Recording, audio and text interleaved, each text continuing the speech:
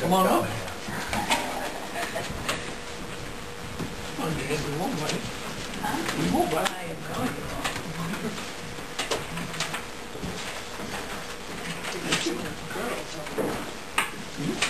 Quiet.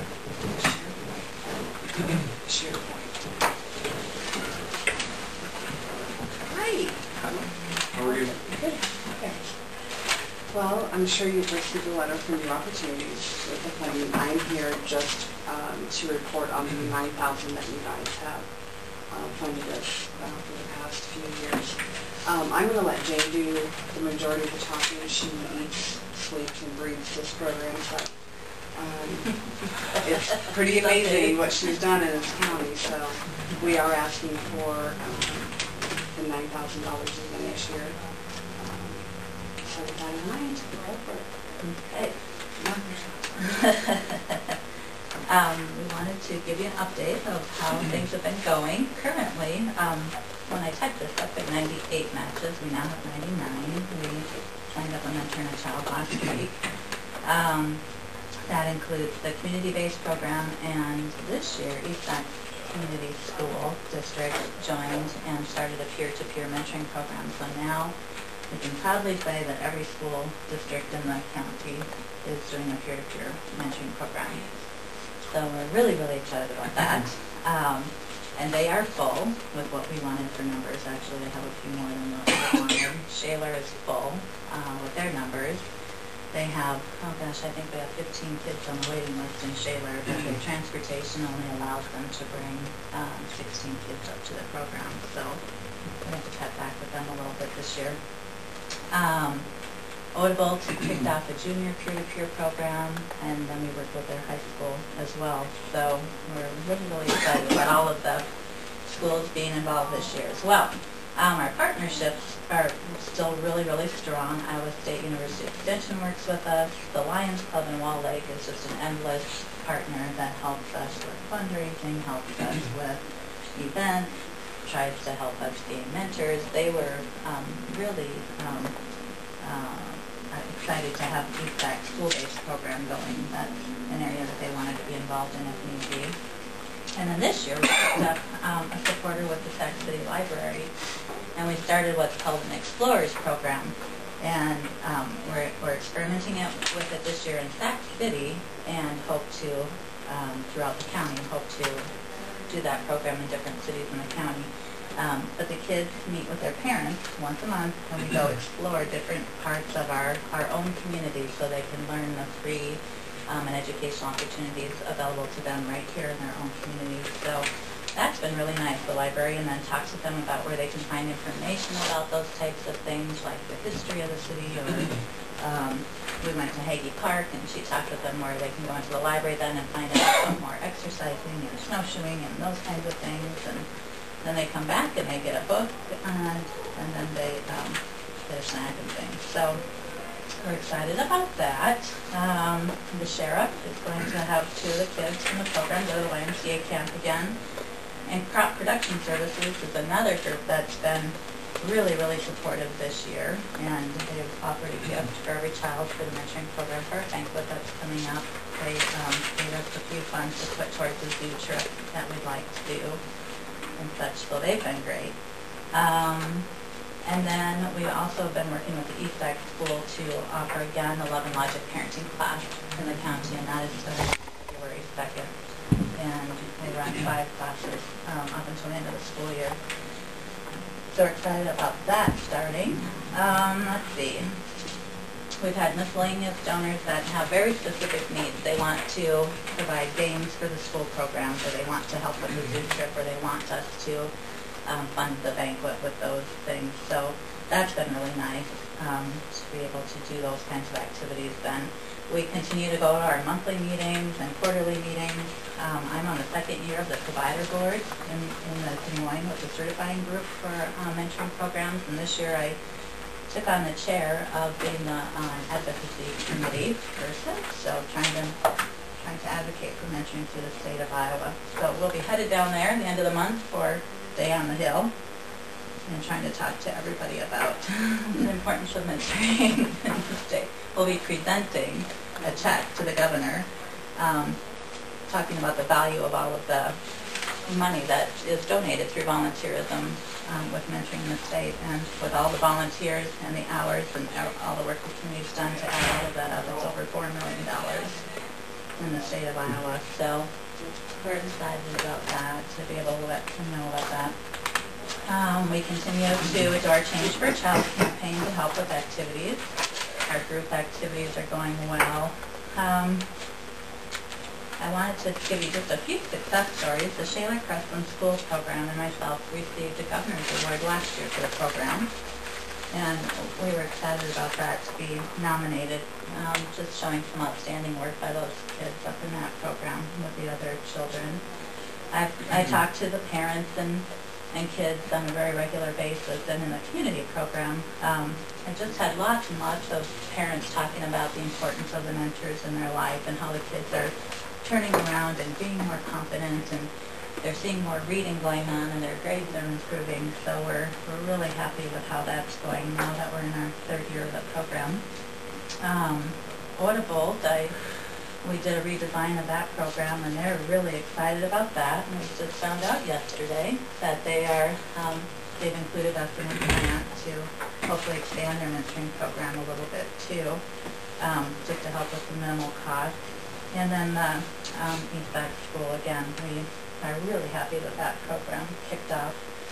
I've had a couple of people tell me recently, a couple of the guidance staff, that since we started the mentoring program in one of the schools, there was a child that was having behaviors on nearly a daily basis, if not for sure a weekly basis. And in fact, they have what's called a Raider Club, so if kids are referred to that program, it's because of some kind of a need that they have. They need somebody to check in with them, and they have some kind of a behavior, or they have an academic need, or they have a confidence need, where we're afraid they'll just sort of melt into the walls. And the guidance counselor said, since we put the mentor in there, that child has not had one referral. So we're excited about that. Another girl in another school district had been to the nurse's office every single day with either a tummy ache or just fat or whatever, and they've not had her in there once since the mentoring program started either. So we're hoping that with just the kids checking in with them, and they're there to ask them how they're doing and those kinds of things. If they're in the Raider Club, then the mentors are to say, how's it going with Raider Club this week? Are we down on the floor? How often do they meet with them? Once a week.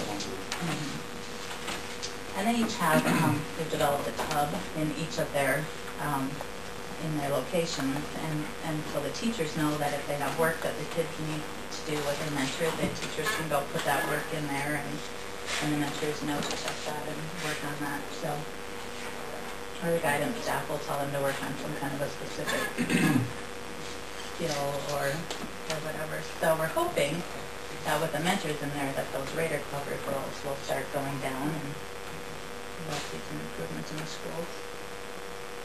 So we'll know more at the end of the year, when we get all those staff. I think we're going to do a big article in the paper and we break 100. I mean, this is exploded in this county, this program, so Jean's done a great job. We have a lot of support. We have lots and lots of people really supporting the program, so we just can't do it without everybody in all areas of the county. We have people willing to help and try to refer, kids or mentors. We have 6 children on the waiting list in the community program right now that we're seeking mentors for currently. I have one mentor in process, so we're hoping to get him aboard, and so that's nice. Today, Barb Powell just signed a proclamation too. We want to let you know about that for January being Mentoring Month in Saxony. So, Are the other towns going to do that too? I just got this information, so yeah, I should head down there, shouldn't I? Yeah, we had Oldebo, they're having a mentoring program. Yeah. So we just kind of started that this week, so we're done that. It's an excellent program. Thank you. There's a lot of kids that need help, and we're doing it. We are. I think we are. It's nice to hear the success stories. And I know, and we don't realize, you know, the difference that we make. We had one little girl who got to go to Kings Point with us last year, and we just take the advantage of knowing that we can do those kinds of things. And that little girl got big old tears in her eyes and was talking to her mentor, and she said, I just can't believe this. And the mentor said, what's wrong with her? And she said, I just can't believe anything so wonderful can happen to me. And I just thought, oh, so the person who donated $5 for that ticket has no idea the impact that they made on her. So with those, that's why we're here to thank you for your support And the office space. Yeah, so we moved down the hall. That's great. The school contact is really good. Because there are a lot of kids who need extra help and just encouragement. You know. And we have some kids in the program, their parent is overseas in the military, so they've asked us to sort of fill that gap a little bit if we can, and our parents who have deceased, or, you know, we're just trying to help fill some gaps for some of the kids that are struggling a bit. Any other questions? Thank you. Do this in Calhoun County?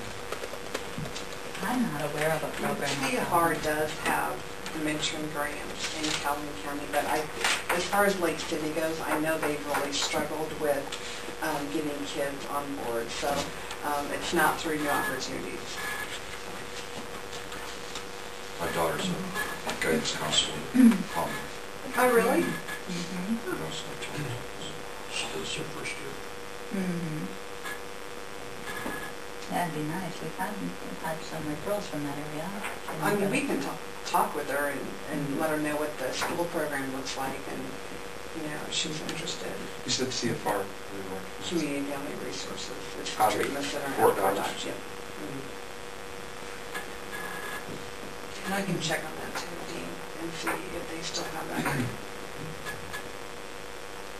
Yeah, it's a nice program, and the schools like it because, you know, it just gives the kids a boost if they need some academic help or if they need some encouragement. We have a few kids that they're just worried they're just going to melt into the wall and just not know how to speak up or be able to, you know, have the courage and confidence to do what they need to get through their education. So we're hoping to do that. And, you know, so Stories. yeah. Families are used to it. Yeah. So how's that? I'm had experience with the New View before merge, so I hear less about that part of the operation of New Opportunities. How's that going? As far as the substance abuse prevention? Up in fact, or yeah, as a whole. You know, I think nothing really changed for us as far as, you know, more referrals. But we have such a great relationship with school districts in all 5 counties that, you know, my prevention team is rocking and rolling.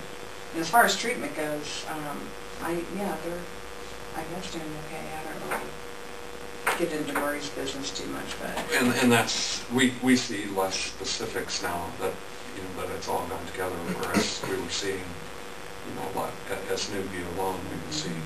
yeah, I would be more than happy to give you guys specifics if you would like. And I've asked a number of times about, you know, always before we're concerned about whether we were meeting our contracts, and those things seem to be going well. Everything I know, the mentoring grant is actually going to be due this year. So we were on a 4-year grant cycle, and this is the year that it's due, so we'll be writing that again. I mean, if you remember last time, they denied the application and we appealed it, and the reviewer was not very pleasant, so. But we're going to fight for that again. But yeah, we're doing good. All of our, as far as prevention goes, our stats, you know, we're seeing probably an 85% increase in knowledge from the pre to the post test with the kids taking life skills. The kids that are being referred, we're not getting a whole lot of referrals for kids that get like a minor in possession. I don't know really what's going on with that. There have been some things discussed, but I don't know if there's not a whole lot of them. Another thing has been said that, you know, marijuana is really big right now in our district. So we're kind of, working with the schools for that, but, we do a 3-month follow-up survey with those kids that have had minor possessions and they're retaining the knowledge, so that's at least good. But it's getting them in there now seems to be the problem, so we're working with the new JCO and hopefully things will change. Lots of work to do. Continue to do. Yes, it keeps us upping. Thank you very much. You're welcome. Thank you. Thank you. Did I say 9? I meant 19. I'll just write down 5. Sweet. Jim. Thanks, guys.